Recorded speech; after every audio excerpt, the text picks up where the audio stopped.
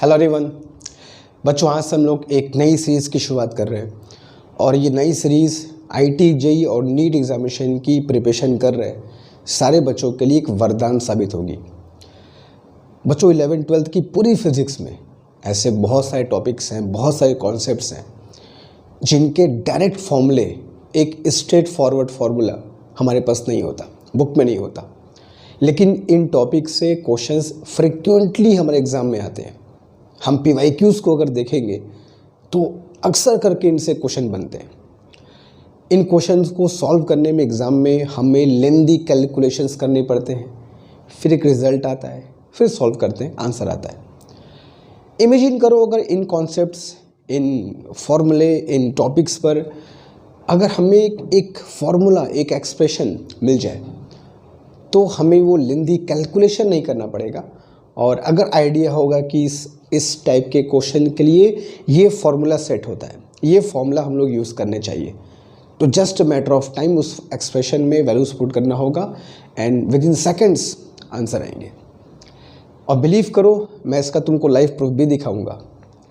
30 to 50 seconds के अंदर, seconds की बात होगी, मिनट्स की बात नहीं, सेकेंड्स के अंदर हमारे क्वेश्चन सॉल्व होंगे। एंड बिलीव करो, अगर इस चीज़ को सही तरीके से हम लोगों ने कर लिया तो हमारे 50% टाइम में ही क्वेश्चन सॉल्व हो जाएंगे। अगर ये क्वेश्चंस आते हैं तो इन क्वेश्चंस को करने में जितना वक्त लगता उसके आधे टाइम में सारे क्वेश्चन सॉल्व हो जाएंगे। और मैं तुमको कहूँगा विद इन सेकेंड्स ये क्वेश्चन सॉल्व होंगे। ठीक है, तो हमें करना क्या है? हम लोग जैसे प्रिपरेशन कर रहे हैं फुल सिलेबस के, फुल कोर्स की, वैसे करते चलेंगे। डेली बेसिस पे 8-10 मिनट के ये वीडियोस आते रहेंगे जिनमें अलग अलग टॉपिक को, अलग अलग कॉन्सेप्ट को, जहाँ से क्वेश्चंस बनते हैं, फ्रिक्वेंटली आस्क्ड क्वेश्चन की बात मैं कर रहा हूँ जो बहुत बनते हैं, उन टॉपिक्स को लेंगे, कॉन्सेप्ट्स को लेंगे और देखेंगे क्या इनके लिए कोई फार्मूला हम लोग डिज़ाइन कर सकते हैं क्या, ताकि अगर भविष्य में फिर ऐसा कोई क्वेश्चंस आए तो फिर पूरा हमको सॉल्व ना करना पड़े। एक बार सॉल्व करके देख लिया कि ऐसे क्वेश्चन में ये फार्मूला यूज़ होता है, उस फार्मूले को डिज़ाइन कर लिया, समझ लिया और आगे आने वाले क्वेश्चंस में उस फार्मूले को यूज़ किया। तो इस चीज़ को हमको समझना होगा और ऐसे क्वेश्चंस के लिए एक फार्मूले को देखना होगा कि जहां हम लोग कोई फार्मूला डिज़ाइन कर सकते हैं क्या। तो एग्जाम्पल के तौर पे आज से मैं शुरुआत कर रहा हूँ, एक टॉपिक में लेके चल रहा हूँ जिससे क्वेश्चन एग्जाम बहुत पूछे आते हैं, बहुत एग्जामिनेशन में से क्वेश्चन आते हैं और इस टॉपिक को हम लोग सॉल्व करेंगे, इसके क्वेश्चंस को सॉल्व करेंगे विद इन सेकेंड्स। ठीक है, टॉपिक क्या है, चलो शुरुआत करते हैं। तो बच्चों, जो टॉपिक मैंने लिया है ये बहुत ही एग्जाम में पूछा जाने वाला क्वेश्चन है कि when a magnetic dipole is bent, how to find its new magnetic dipole moment. एक मैग्नेटिक डाइपोल को जब हम बेंड कर देते हैं किसी एंगल पे तो जो नया सिस्टम बनेगा उसका मैग्नेटिक डाइपोल मोमेंट क्या होगा। ये क्वेश्चन हमको बहुत एग्जाम में हमें देखने को मिलते हैं। इसका सीधा सा एक फार्मूला मैं तुमको बताता हूँ, कुछ सेकंड्स में क्वेश्चन आएगा, 30 to 50 सेकंड्स में सारे क्वेश्चन सॉल्व होने वाले हैं। इस सीरीज़ के जितने टॉपिक्स तुमको बताऊंगा मैं, उनसे जो भी क्वेश्चंस आएंगे वो 1 मिनट से ऊपर क्रॉस करेगा ही नहीं, कुछ सेकंड्स में सॉल्व हो जाएंगे।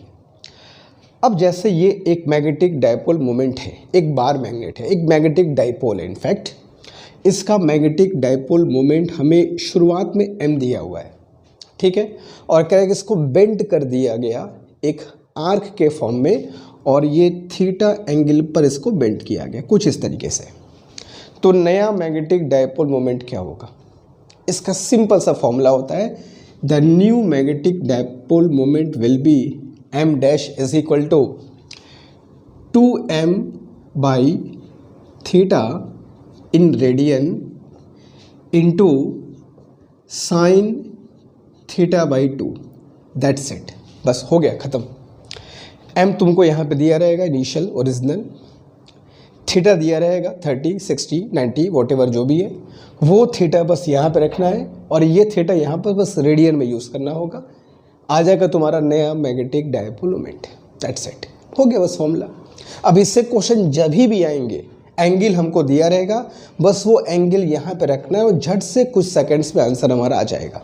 ठीक है, लेकिन हम लोग सिर्फ फॉर्मूले की बात नहीं करेंगे, मैं तुमको ये भी बताऊंगा ये फॉर्मूला आया कैसे, ताकि हमें फॉर्मूला पता हो और ये भी पता हो कि फॉर्मूला आया कैसे, ताकि कॉन्फिडेंस रहे।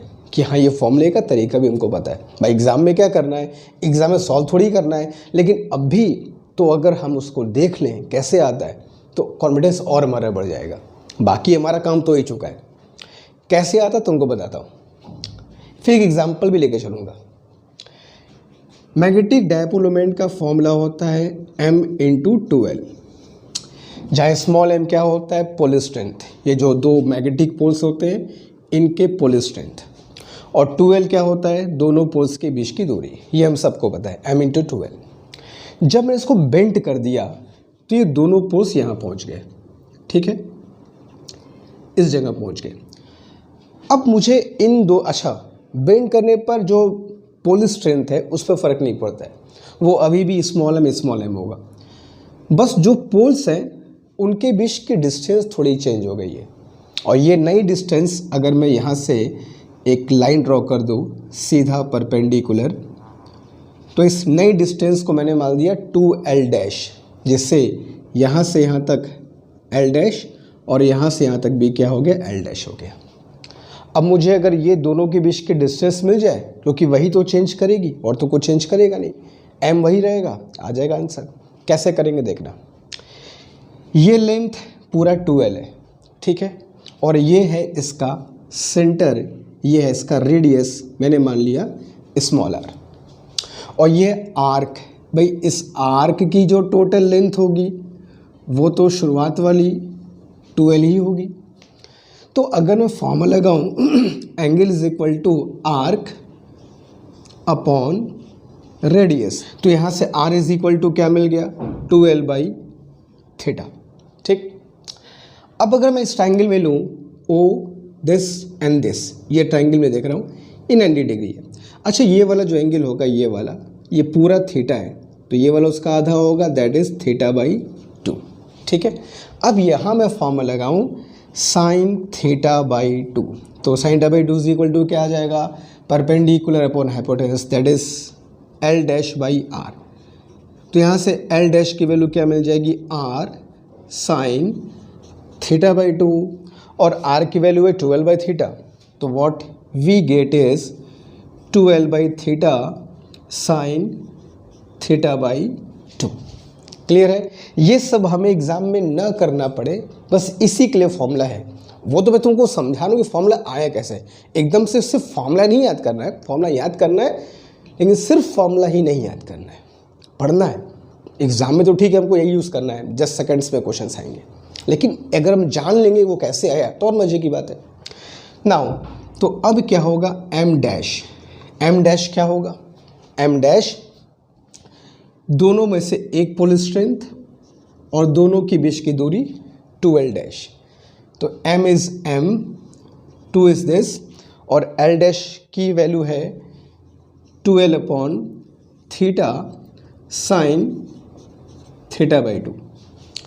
भाई m × 2l तो कैपिटल M है, शुरुआत वाला, तो m' क्या हो जाएगा, m' विल बी, एक 2 छोड़ दो, m × 2l को 2m कर लो, मतलब m कर लो, upon theta in radian of course, और ये हो गया sin θ/2।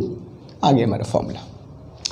तो बच्चों इस फॉर्मूले से हम लोग पता कर सकते हैं कि उस मैग्नेट को बेंड करने के बाद उसका नया मैग्नेटिक डाइपोल मोमेंट क्या होगा। क्लियर है। तो हमें फॉर्मूला याद रखना है ऐसे क्वेश्चंस में, बस एंगल हमको दिया रहेगा, झट से आंसर। दो चीज़ दिया रहेगा कि इनिशियल मैग्नेटिक मोमेंट कितना है और कितने एंगल पर बेंड किया गया। तो अगर ये मन में से फॉर्मूला कहाँ से आया तो इस पूरे प्रोसेस को देख सकते हो। बाकी एग्जाम में याद रखना, सीधे इस फॉर्मूले को यूज़ करना है और कुछ सेकंड्स में आंसर आएंगे। एग्जाम्पल तुमको मैं करके दिखाता हूँ अभी हूँ। चलो for example, initial magnetic moment is m, किसी मैग्नेट का, और क्वेश्चन में कह रहा है कि इसको 90 डिग्री पर हमने बेंड कर दिया। फाइंड न्यू मैग्नेटिक मोमेंट, तो क्या होगा, m dash will be 2m is this, 90 को रेडियन में रखना होगा तो कितना होगा, π/2, एंड साइन 90/2 45, साइन 45 इज 1/√2, तो ये 2 ऊपर चला गया तो कितना आएगा 4m/π√2। बस हो गया answer, that is your answer, ख़त्म। तो बच्चों ये है इस क्वेश्चन को, ऐसे क्वेश्चन को सॉल्व करने का तरीका। ऐसे ही बहुत सारे टॉपिक है, अनगिनत टॉपिक है, अनगिनत कॉन्सेप्ट्स हैं जिससे क्वेश्चन एग्ज़ाम में आते हैं, मगर हमें उनका प्रोसेस पता होता है, मगर फॉर्मूला शायद नहीं पता होता। और अगर वो फॉर्मूला ही पता हो तो झट से कुछ सेकंड्स में आंसर आएंगे। तो बच्चों ऐसे ही जितने भी टॉपिक्स हैं, जितने भी कॉन्सेप्ट्स हैं, उन सबको फॉर्मुलेट करेंगे और जब भी क्वेश्चंस आएंगे, और तुम देख सकते हो ये वैल्यूज़ गिवन है, ये वैल्यू गिवन है। अब यहाँ से इसको लाने में कुछ सेकंड लगेगा, मुश्किल से 30 सेकंड भी नहीं लगेगा इसको पूरे को सॉल्व करने में, बशर्ते ये फॉर्मूला याद हो और एक कंडीशन याद हो।